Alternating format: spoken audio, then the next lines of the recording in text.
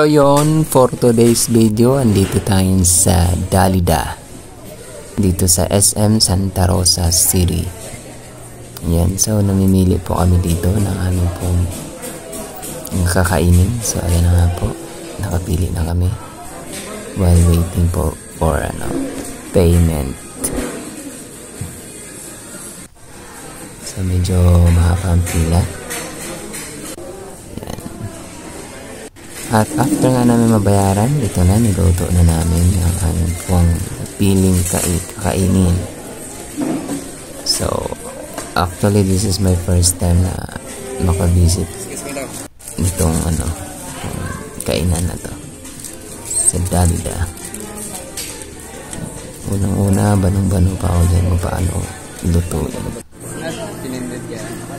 Pero ganito lang pala kasimple kung paano siya i-prepare, paano siya lutuin.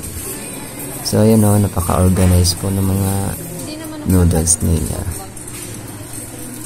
Baka gusto nyo gayahin yan, paano i-organize yung mga noodles, mga kanton.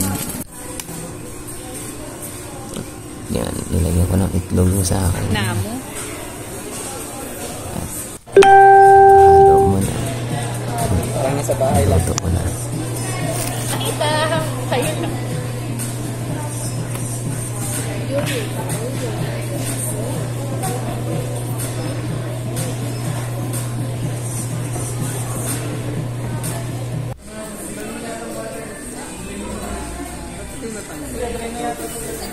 At magtitimpla pala ako dito ng juice.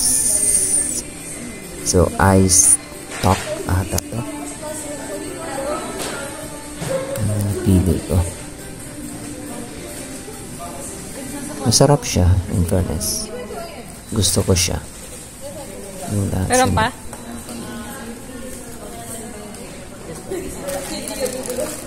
May takip yan, tanggalin mo. May takip ka, di ba? Natapon mo. Uy, ang ganda mo.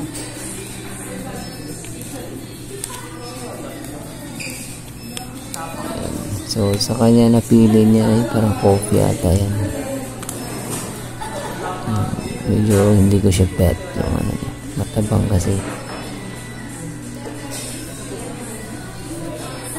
Pero sa kanya, nasarap siya dyan. So, yan lamang po. Hindi na namin na-videohan yung kumain kami kasi gutom na rin kasi kami dyan.